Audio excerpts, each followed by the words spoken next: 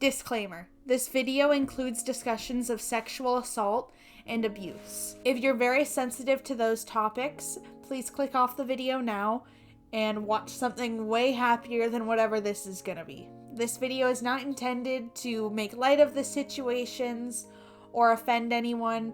It's simply just me sharing my opinions and trying to make sense of this craziness that happened.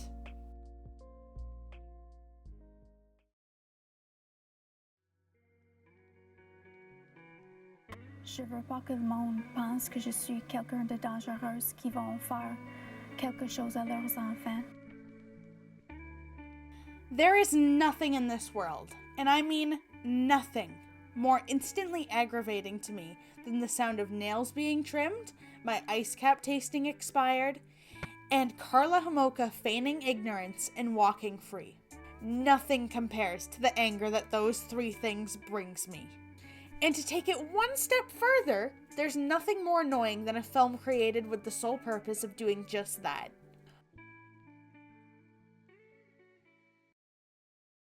Karla is a 2006 psychological thriller dumpster fire of a film that was based on the crimes committed by the so-called Ken and Barbie Killers, aka Paul Bernardo, played by Misha Collins, and Karla Homolka, played by Laura Prepon, which both of them do a great job despite the material and direction that was handed to them. But I just can't see Misha as some psychopathic serial rapist murderer hybrid.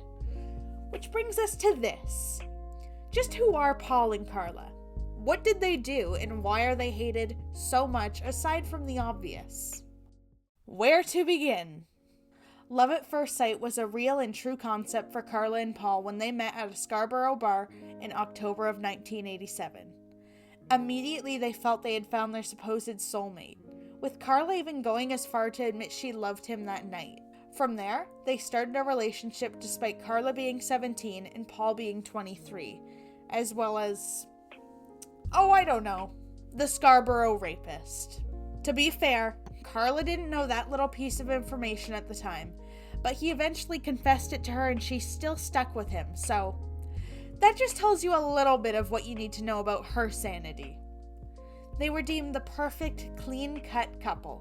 They seemed happy together, and in their weird, twisted way, they truly were for a while. They had both found someone that was just as disturbed as themselves. It was a match made in hell. What should have been one of the first huge cracks in their relationship came along when Paul was adamant about his desire for Karla's younger sister, Tammy. He resented Karla for the fact that she herself wasn't a virgin when they met, so it was only right that he gets a taste of Tammy as the next best thing. So eventually, Karla agreed, and Tammy's unfortunate fate was sealed.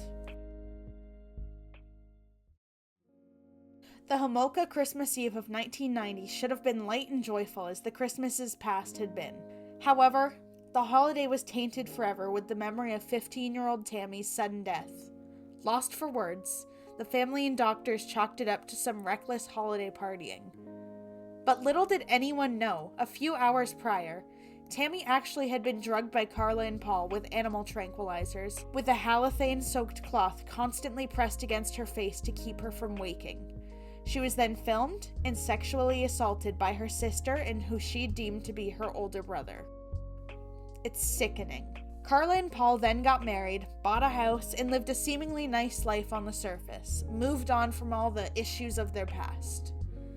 But underneath the picket fence and bright white smiles, they held dark, horrific secrets within their so-called home. In the few years that they were married, they had taken 3 young girls hostage and brutally tortured and sexually assaulted them repeatedly on film.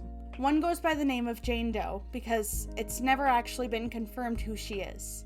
But she did, however, survive the assaults. However, the other 2 victims, Kristen French and Leslie Mahaffey, unfortunately met their ends there and then, being killed and disposed of in reckless and taunting ways that just screamed, "Catch us if you can." Paul began to abuse Karla, and that's when she finally put her foot down and tried to leave him. However, Paul had dirt on her and could easily go to the police and destroy her life. So, Karla stayed with him until eventually she couldn't take it any longer and she had to make a break for it. So she went to the police and confessed to everything, but mainly pinned the blame on Paul. painting herself as some sort of battered wife, herself a victim of Paul's wrath, just like the others. They were both taken into custody and thus started one of the most controversial court cases in Canadian history, if not the most controversial case, the deal with the devil. Police were absolutely obsessed with catching and charging Paul for the crimes of the Scarborough rapist, aka, let's just call him SR.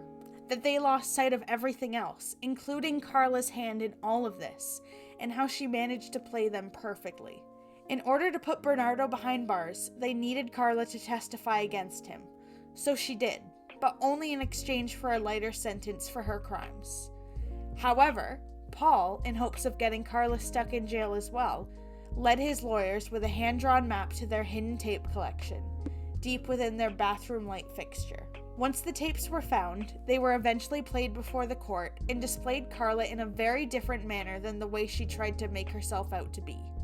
She was shown willingly and even happily participating in all of the activities, even going as far as dressing up as her little sister that they had murdered and assaulted, and pretending to be her, telling Paul that she loved what she had done to Tammy.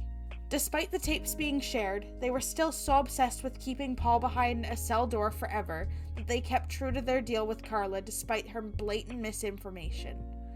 Paul was sentenced to life in prison with the possibility of parole after 25 years, which has been luckily denied twice now, thank God. Meanwhile, Karla was sentenced to 12 years and managed to obtain a bachelor's degree in psychology from Queen's University while in there. Good for her. I'm so happy. She was released in 2005 and is now living with her husband, who, by the way, is her lawyer's brother, so he knows the truly disgusting details of everything, I'm sure, and their 3 children somewhere in Quebec or Ontario. No one really knows for sure where she is because, well, she gets harassed and has to move a lot, but full offense, she kinda deserves it. Oh, and just to add an extra layer of what the hell to this whole thing, Karla's whole family forgave her and believes that she was just a victim forced to do Paul's bidding. It's no fault of her own that Tammy was overdrugged with animal tranquilizers and that she knew full well they could have easily killed Tammy. Oh God, no. Why would Karla know this? How could she? It's not like she worked in the vet clinic that she stole the drugs from or anything. Allegedly. To all of that. I could have gone into the more gory details, but I think there are people better at that than me, so I'll link a few videos below that go a bit more in depth with their crimes if you feel so inclined. But I'm warning you, this is one of the most aggravating cases you will ever, and I mean ever, have the misfortune of hearing about. Now, you may be wondering, why would they make a movie solely revolving around Karla and her quote-unquote truth? And that is a fantastic question. Unfortunately, though, it's a very difficult one to answer, but I'll try. Around the time that Karla initially went to the police about Paul's crimes, Karla was really trying to convince everyone that she was just an innocent bystander. And I mean everyone. Authorities, her family, outsiders who sought justice for the victims, their families, the jury, but I think mainly herself. She tried to say that she was simply abused and controlled by her psychopathic husband to the point where she had no choice in the matter. That she was a victim just like Tammy, Kristen, and Leslie. Which is just the furthest thing from the truth, but I digress. Let the kid talk. You disgust me. How can you live with yourself? Just cool it, Zippy. You sit on a throne of lies. This film does the exact same thing that Karla tried to do for so long, which is fool everyone into actually believing that crap. It's the final piece of that PR puzzle that worked as Karla's mask of irreproachability for so long. It simply exists to paint the picture of her rattling victimhood. It premiered less than a year after Karla's release from prison, and I don't know, maybe it's just me. I allegedly find it extremely interesting that allegedly Karla had nothing to do with the film, despite her allegedly trying to fix her image after allegedly being released from prison daycare approximately 200 days before that. Allegedly. I'm not in the mood to get sued by Karla's sister-in-law, thank you very much. Thankfully enough, the film never really received any good publicity. The people that did like it could even admit that it was a super skewed premise based on the crimes committed.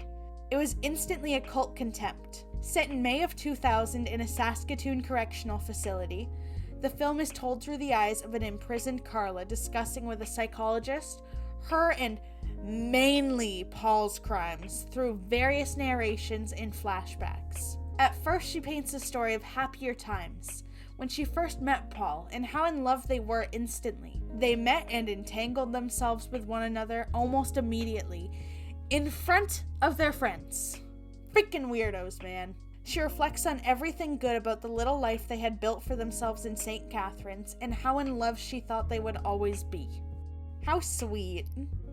Until the psychologist brings up her younger sister Tammy, and Karla is forced to remember the fact that, she gave her sister up to Paul as a Christmas present, just no big deal. So freaking sweet. Suddenly, the make-believe fairy tale story that Karla is sharing turns to black. She recounts everything from kidnapping and killing 2 girls, Tina and Caitlin, who are based on real-life victims Kristen and Leslie, to Paul beginning to relentlessly abuse Karla, and of course to him becoming the greatest rapper the world has ever known. No, seriously, listen to this flow. Did you ever get caught? No, never. Why? Because I'm a deadly innocent guy. Also, this comment just made me pee my pants a little bit. Eventually, Paul unravels more and more, and Karla, like the strong woman she is, leaves Paul, and eventually they both fall into the custody of police. And from there, you know the story. To summarize the film, it's awful. I think the most accurate word for it would have to be distasteful. When you build a film based on an actual true crime case such as this one, you should probably focus more on respecting the actual victims and families, rather than trying to probe any sort of sympathy for one of the criminals out of the viewer. It's just reckless to do so, especially since our titular character is unfortunately free to roam the streets and has been going on 2 decades now. This garbage fire was most definitely not made for the victims or their families in mind, or for anyone who has even the slightest idea of what miseries were enforced in the Port Dalhousie House of Horrors. Because those that know the truth won't ever forget, nor should we. There is not a single Canadian listed in the cast or crew. It was simply some lame American cash grab made to materialize a horrific tragedy. And these people literally have no clue how much weight this case holds for so many Canadians, especially Ontarians. It, literally hits close to home. I mean, just look at Misha Collins. He fully regrets doing the movie because he, in a way, was completely ignorant to just how disturbing and touchy this case was in Canada. In fact, he urges people not to watch it because of its portrayal of Karla and the crimes committed. Tammy, Leslie, Kristen, Jane Doe, and any other victims of Karla and Paul deserve to be remembered and loved in the afterlife, not treated like some cinematic prop sent down for some psychological thrills and dollar bills. Now, to answer my earlier question of, why does this film exist? We have to first understand that our dear old psychologist who is screening Karla is meant to be seen as an everyman character, as the representative of the audience, the one that we're meant to see ourselves in, because at the end of the day, the audience is sacked with the same question as the doctor. Is it time to forgive Karla? Does she deserve our sympathy? Was she just a victim at the hand of Paul? Or was she something more? I can answer all of the above without hesitation. I have zero sympathy for Karla Homolka, nor could I ever begin to forgive her. I know that she was abused. I will not stand here and deny that because, listen, Paul was freaking crazy. I know that, and I won't deny that. But at the end of the day, she made the choice to put on Tammy's clothes and roleplay as her dead sister. She decided to deceive Kristen and lured her towards the car. She decided to drug her sister and offer her up twice to Paul. She decided not to come forward about anything until it started to affect her. And even then, she fed a handful of lies to the authorities. She made those choices. Never once was there a gun to her head telling her what to do. If anything, those that witnessed the tape said she looked almost happy while discussing how they assaulted her sister, and how she wishes she could do it again. Disgusting! The tapes are really, really, really disturbing, and just really show her character and how she's not all she tried to make herself out to be. I'll link the transcripts below if you want to read them, but I'm warning you. They're really bad. And if you're sensitive to that sort of thing, please don't read them. But they're there if you do want to. And I'll just leave it at that. So, yeah, I have zero sympathy for her. She should not be allowed anywhere near a school, regardless of how safe the school thinks it is. Isn't there something called a police check? God, the world baffles me, especially Canada sometimes. She deserves to be treated like the monster that she is. And I say that wholeheartedly with my entire being, because no amount of name-calling or flaming bag of poop throwing could ever measure up to the pain that she and her partner in sadistic crime inflicted on those poor girls or their families.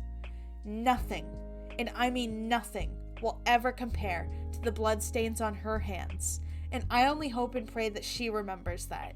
Unfathomable freedom on the streets comes with a price, and no movie, interview, book, or feigned apology will ever change that or redeem Karla's image, no matter how bad she wants it to.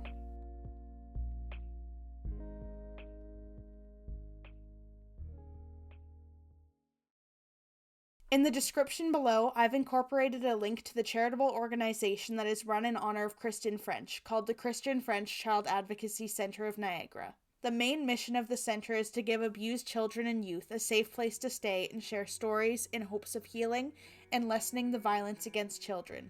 The charity does a lot of great work and has helped so many people. So in memory of the victims, Kristen, Leslie, Tammy, and any others that may or may not be out there, I hope you consider donating or sharing the message of the center.